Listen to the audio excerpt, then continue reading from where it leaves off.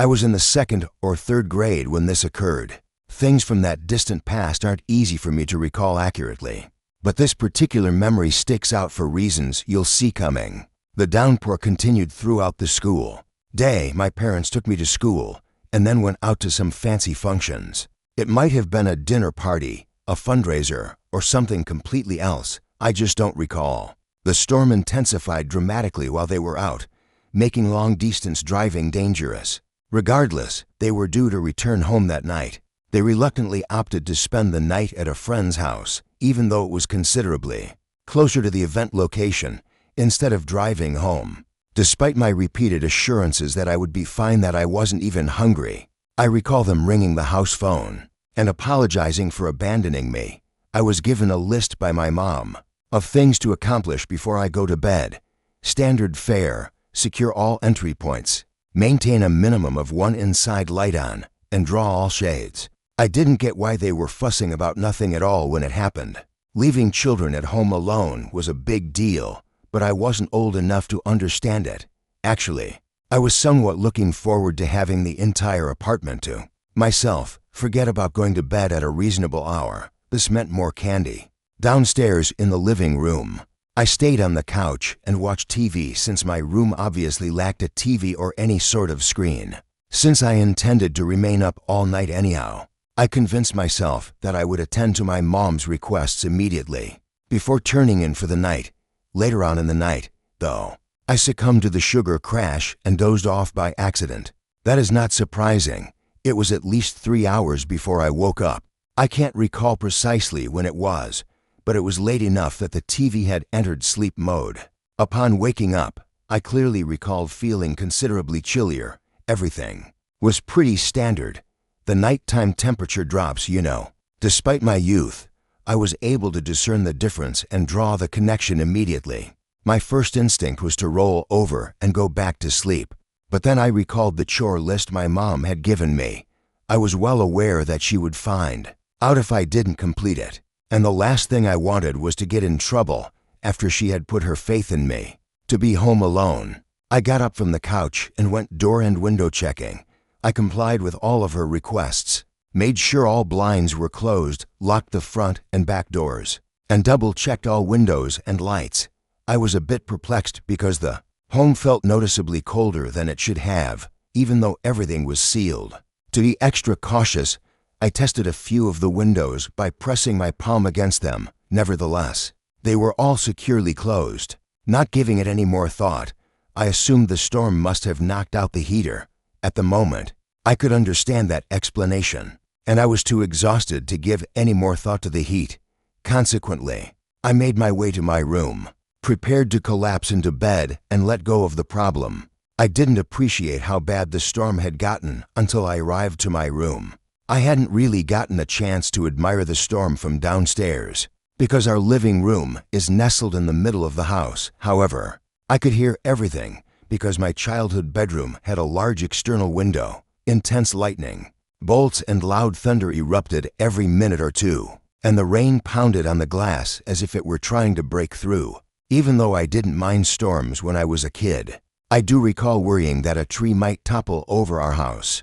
That's likely the reason I couldn't get back to sleep, despite being really exhausted just 20 minutes before. Strange noises began to creep into my consciousness. As I lay there attempting to go off to sleep, weird creaking noises, like wood shifting, would occasionally be heard. The problem is that my room couldn't have been the source because the whole floor is carpeted.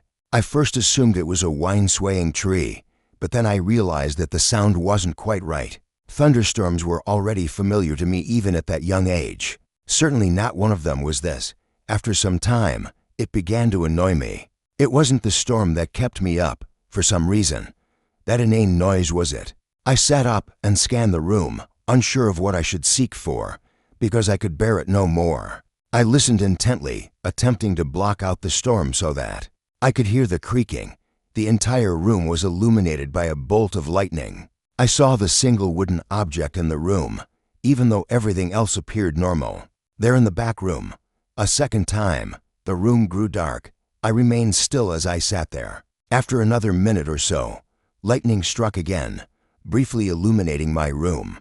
and in that little instant, I beheld an object that caused me to gag.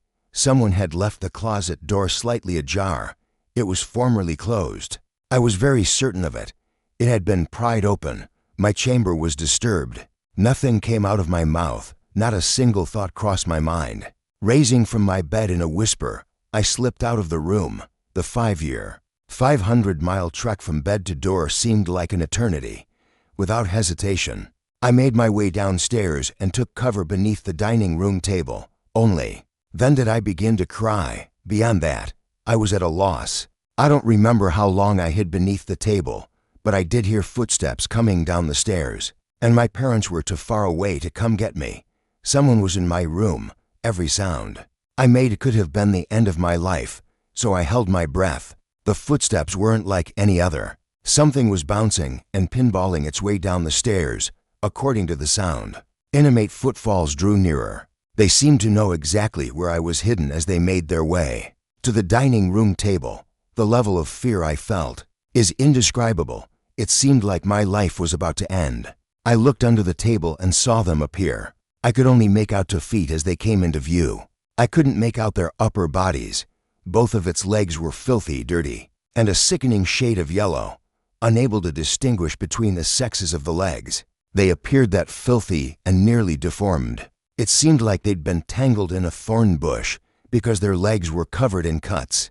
It was as if they were clumsy and had trouble standing up straight. They dropped something right when I thought things couldn't be worse. The wrench was a pain.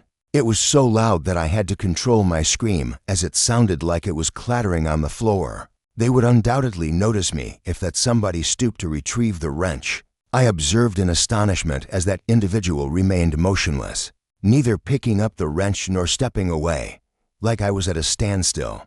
And if I did anything wrong, it could be the end of my life. They persisted in their stride until I lost sight of them for what seemed like an age. I listened as the disorganized footfall stomped and tripped its way around my first floor. Last but not least, the entrance door swung open and shut. They had vanished. Following that, I spent quite a while concealed beneath that table. Some of it was terror, and some of it was trauma, as best I can explain it.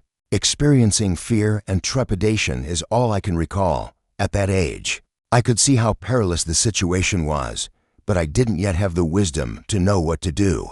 The remainder of the evening largely fades from memory. I was afraid my parents might find the wrench the following morning, so I carefully picked it up from the floor. Once I double-checked that the front door was securely secured, I slunk back upstairs, crept into bed and dozed off. Following that, everything returned to its usual state. I don't know why, but I was too scared to inform my parents. I refrained from disclosing the entire situation because I was afraid they would discover that I had neglected to shut the doors and complete all of their requests. Looking back, it was a terrible mistake not to inform them right away because there was nothing they could have done so far removed from the incident.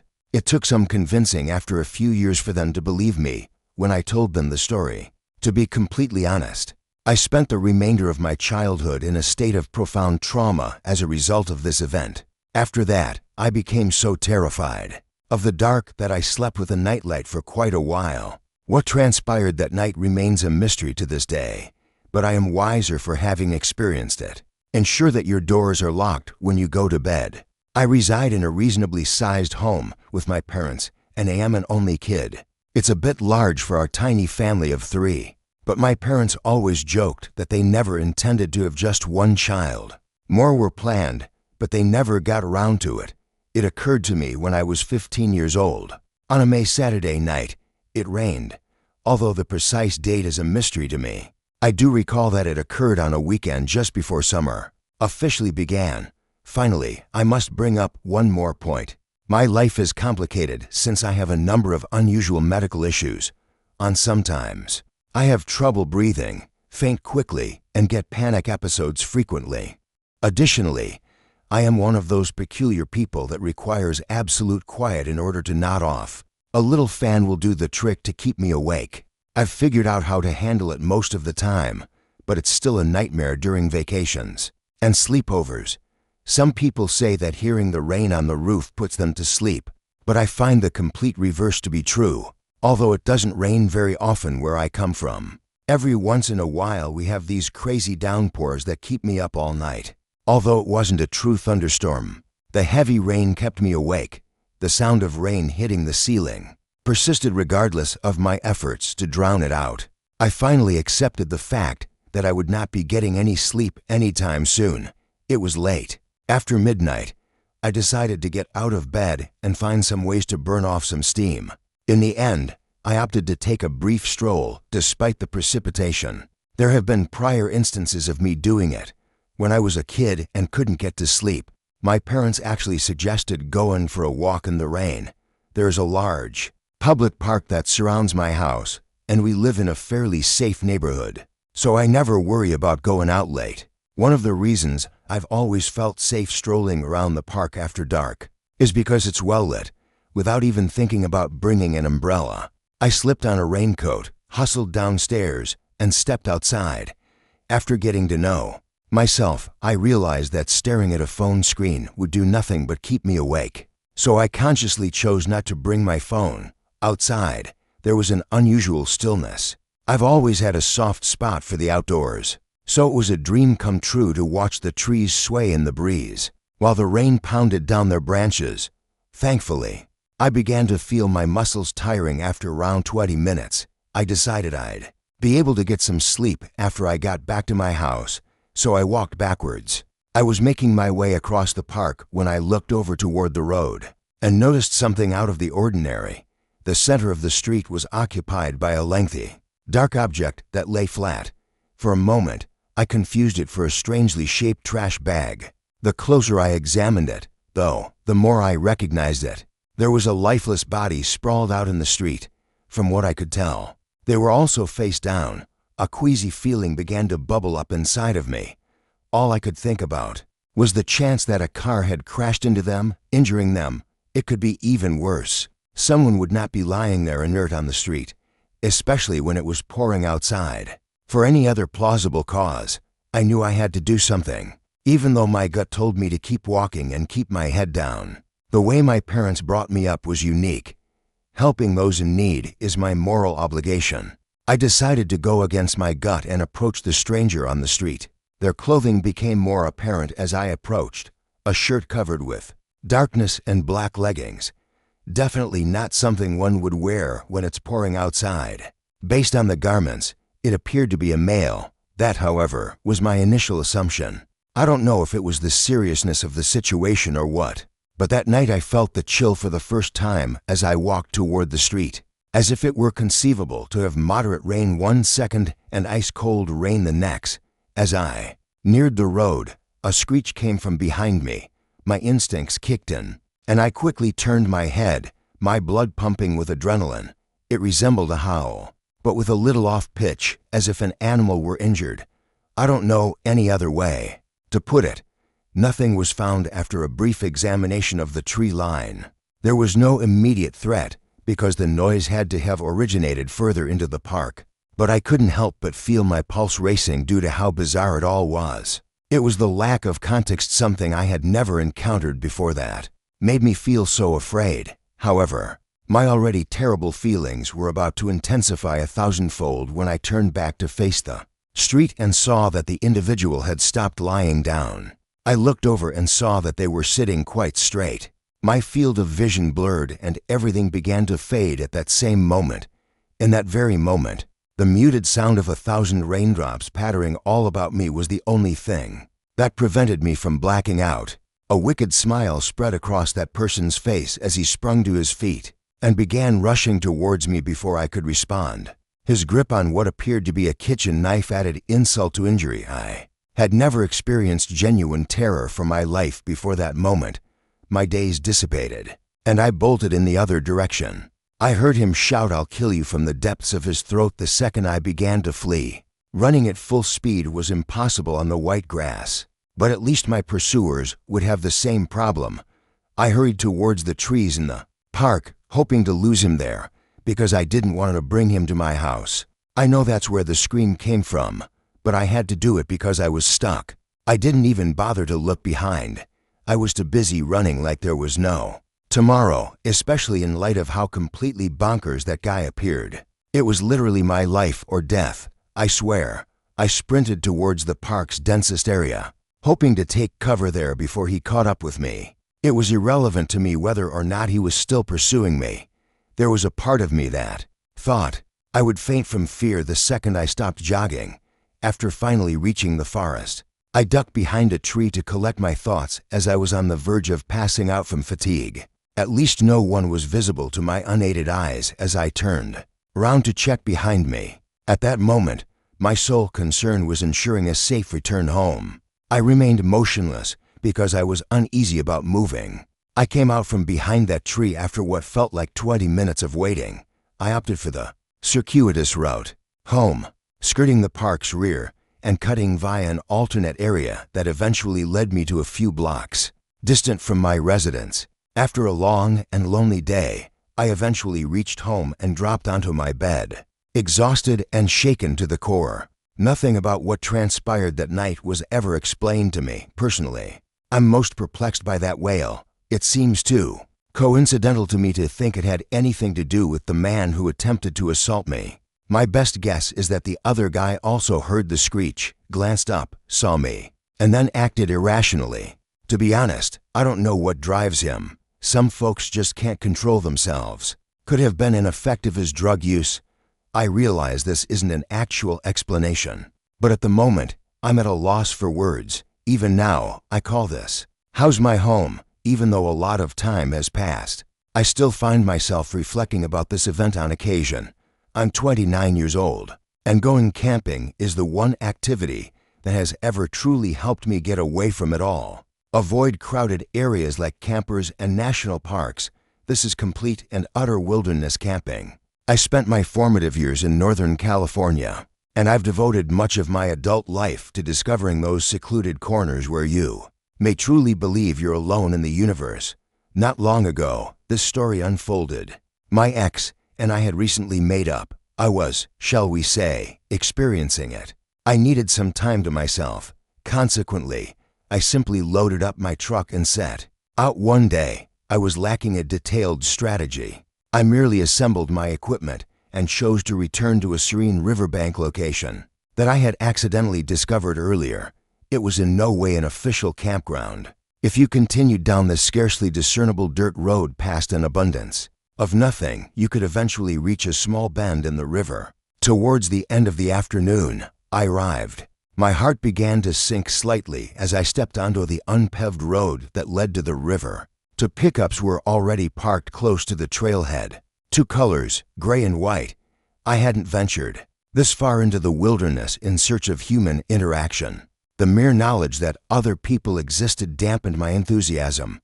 For an instant, I pondered whether it would be better to simply go in the opposite direction and get another place to sit. I tried to convince myself that it was just a long stretch of river, and that the owners of those trucks were probably camping too far away for me to see them. Two men were fishing up ahead as I continued my trip, which took about 15 minutes.